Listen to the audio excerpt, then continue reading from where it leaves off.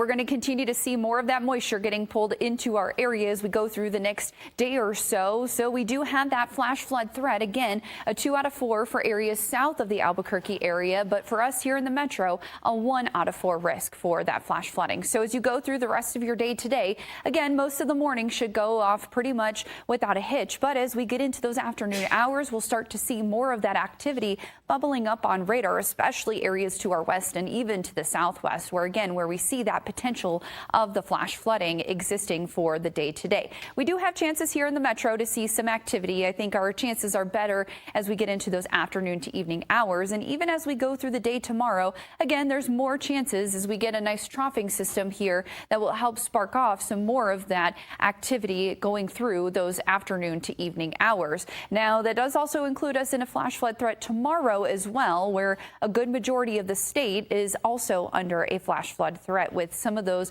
potential for heftier thunderstorms and even some moderate downpours as well. Notice, though, by Friday, we really start to dry things out as high pressure moves in. So if you have those 4th of July plans, well, the good news is we should definitely be able to see those fireworks without any type of rain in our forecast. Notice, though, again, we're going to continue to watch the radar for the rest of the day today. Again, southern New Mexico really does need to watch out for the potential of flash flooding today, Roswell and Silver City, and especially areas with burn scars where we could see that burn scar flooding and even some runoff, especially today and even tomorrow. And even in northern New Mexico, we also have that potential of, again, some flash flooding issues, and we're going to continue to watch the radar as we go through the rest of the day today. And even for Farmington, again, where their forewarn alert is in place for today, and even again where we could potentially see that extend to tomorrow as well, and even into Las Vegas, where we could again get some heftier thunderstorms in the area to really put down a decent amount of rains. Even across the North Mountains, we could see the very similar situation